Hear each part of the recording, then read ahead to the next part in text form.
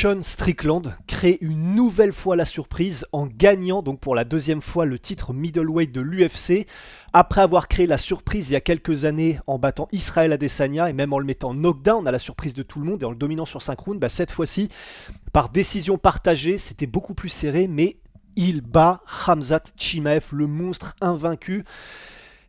Et honnêtement, au terme d'un combat étrange, on va en parler au round par round, mais parfois très frustrant comme combat parce qu'on avait l'impression que les deux étaient au ralenti. C'était un combat où on a eu l'impression à partir du deuxième round que les deux étaient à 30% en fait. C'était un petit sparring tranquille quand c'était debout. Enfin, c'était très bizarre. Mais en tout cas, bravo à Sean Strickland parce que encore une fois, il fait mentir tout le monde et moi le premier. Non seulement en survivant à la lutte de Khamzat, mais voilà, en réussissant à gagner ce combat, même si c'était quand même assez serré. Donc bravo à Sean Strickland, un énorme bravo aussi pour la classe de Khamzat Chimaev, qui est ensuite, c'est lui, après tout ce qui s'est passé pourtant, qui est allé mettre la ceinture autour de la taille de Sean Strickland, franchement, mais...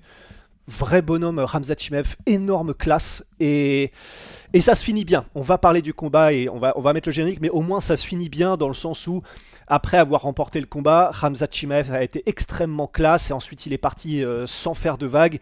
Et Sean Strickland, du coup, il a fait un message pour tout le monde en disant « Je devrais être un meilleur exemple, mais j'essaie de vendre ces combats. Mes excuses à mes fans musulmans, chrétiens, les Tchétchènes sont des combattants incroyables. Je suis allé trop loin.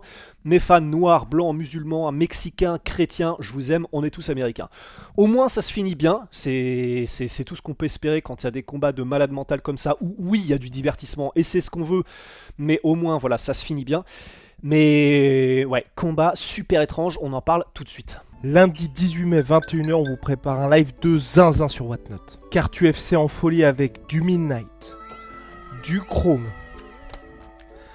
du Knockout. Comme d'hab, 15€ offerts sur votre premier achat via notre lien. Lundi 18 mai 21h sur notre compte Whatnot, Turbo Classique. Alors, déjà, là, avant même que le combat ne commence, c'était un peu abusé en termes de sécurité, dans le sens où, avant que le combat donc ils étaient tous les deux rentrés dans l'octogone, Khamzat et Sean Strickland, et il y avait, mais vraiment, sans déconner, peut-être 15 ou une quinzaine de mecs de la sécurité, et au point, donc il n'y a pas besoin d'autant, hein, évidemment, mais au point où, quand c'était l'annonce des combattants de Sean Strickland, puis ensuite de Khamzat Chimaev, on avait même l'impression que les mecs se rapprochaient comme s'ils allaient les mêler. Enfin, c'était très étrange, cette espèce de... C'était un peu too much, là, en termes de sécurité dans la cage, mais bon, c'est un peu pour faire le show aussi, je pense. Et voilà, une fois... Et d'ailleurs, il y avait tellement de sécurité que même les mecs commençaient à bousculer Bruce Buffer et tout ça.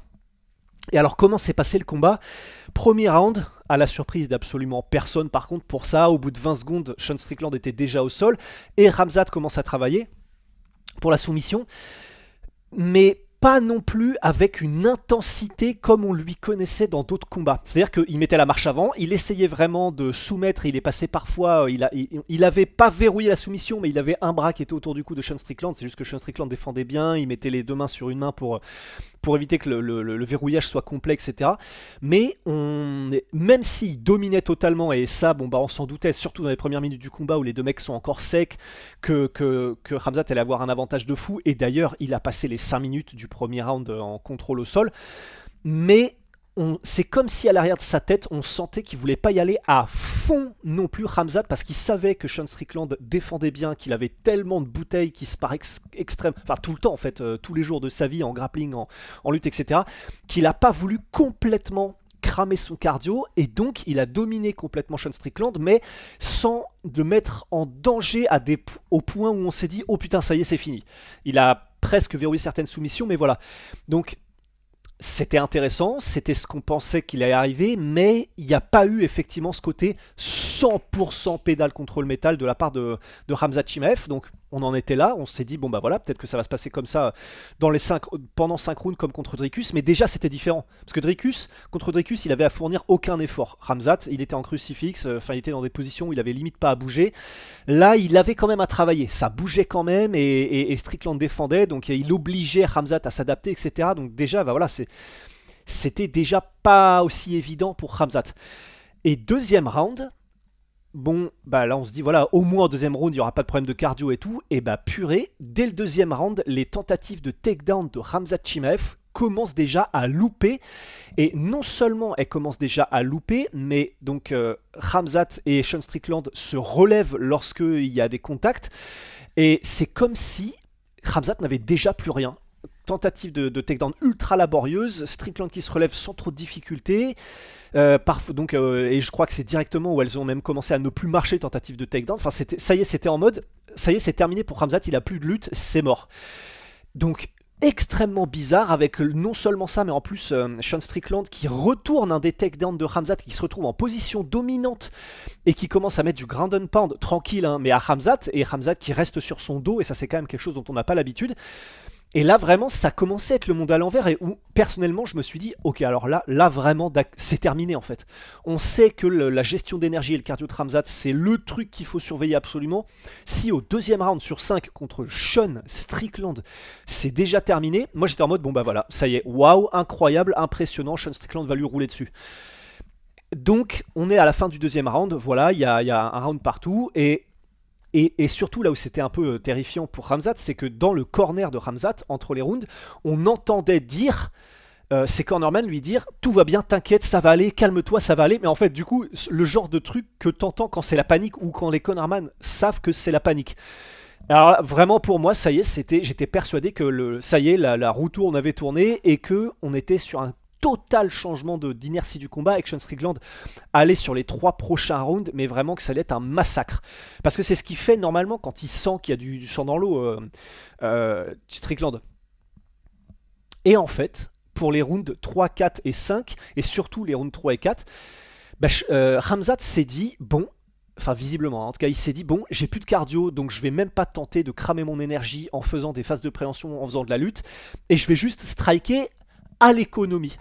Et c'est ce qu'il a fait, et il a striké à l'économie, donc il y allait à fond sur aucun de ses coups, il était à 60-70% sur chacun de ses coups, mais par contre, très intelligent, il variait énormément les zones de frappe, beaucoup de frappes au corps contre Sean Strickland, en remontant à la tête de temps en temps, beaucoup de low kick aussi, des middle, et vraiment intelligent, et pour le coup, non seulement on a eu l'impression que il arrivait plus à trouver du succès comme ça que s'il avait essayé de forcer sur sa lutte, mais on a eu un Sean Strickland qui, alors que normalement c'est là qu'il brille, il a été extrêmement timide. Il était un peu comme le Sean Strickland du deuxième combat contre Dricus du Plessis. Jamais la vraie marche avant, jamais de sentiment d'urgence. Le jab, rien que le jab, mais rarement plus.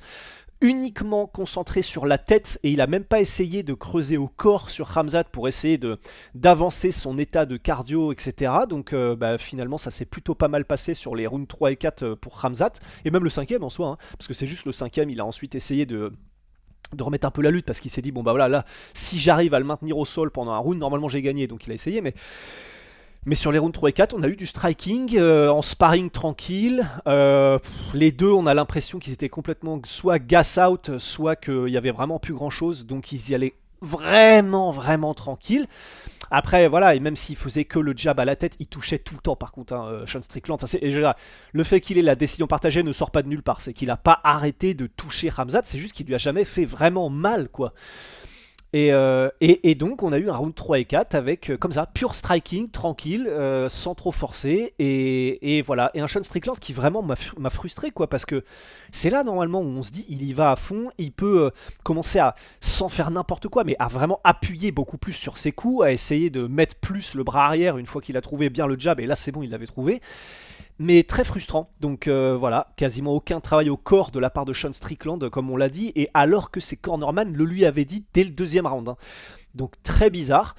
Et au 5ème round, voilà, Khamzat qui essaie de remettre Sean Strickland au sol, mais Sean Strickland défend parfaitement et il est pas mis au sol, il se relève, et donc là comme ça a dû cramer pas mal d'énergie pour Khamzat, finalement il a repris son truc de ok, on va remettre du striking à l'économie, et c'est comme ça que le combat s'est terminé. Donc très étrange. C'est comme si à partir du deuxième round les mecs étaient blessés en fait. C'est comme si... et pour Khamzat même, j'ai oublié de préciser, au deuxième round il y a un moment où il rate un de ses takedowns et lui-même se met le dos au sol comme si vraiment il n'en pouvait plus.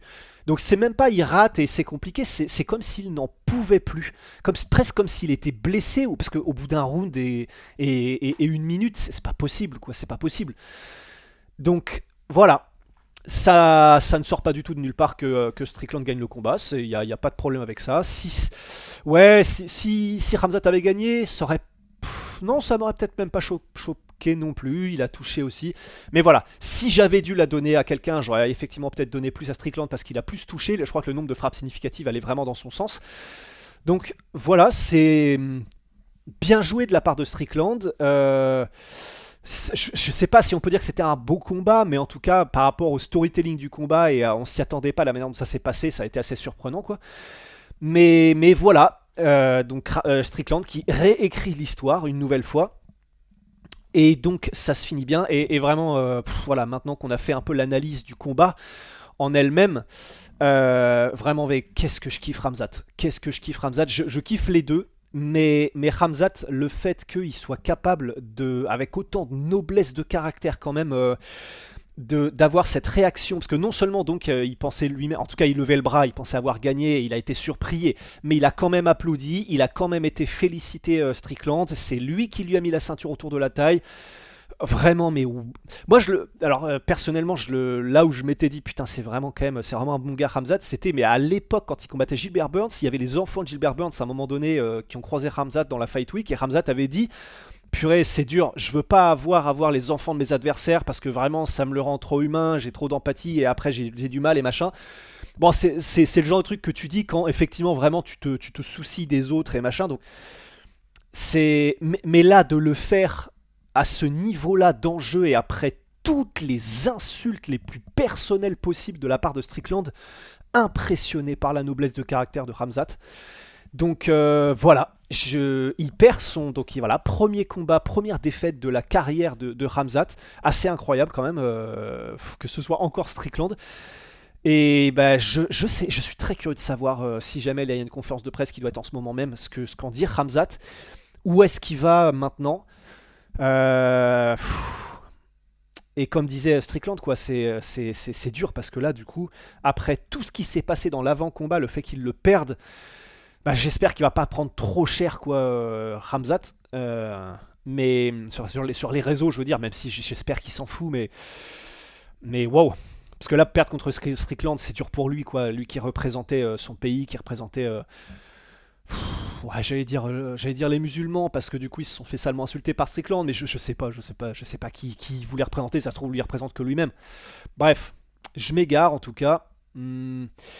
Voilà, intéressant, frustrant, étonnant, étrange, voilà. Bravo Strickland, et c'était l'UFC 328. Et puis bah voilà, pour tous les autres combats de la carte, on en reparlera avec Guillaume et peut-être même avec Manu aussi. NutriPure les gars, moins 10% avec le code LASUEUR sur la première commande et moins 10% cagnoté sur la deuxième, créatine, whey, tout ce qui va bien. On a ensuite évidemment TVO, qualité allemande, nos nouveaux partenaires, on est vraiment super contents. Et les oversize les gars, je vous conseille vraiment les oversize, ils sont incroyables de qualidad. Et Oli, toujours, ça vous connaissez aussi, je lis bien sûr, pour être sûr, Oli, moins 5€ sur votre première commande avec le code LASUEUR5, moins 10% sur les commandes récurrentes avec le code LASUEUR. Donc des boissons de réhydratation comme celle-ci, des boissons énergisantes comme celle-ci, là tout ce que je viens de vous montrer c'est du matcha et du thé glacé aussi. Voilà, bon dimanche à vous les gars, et puis à la prochaine, prenez soin de vous.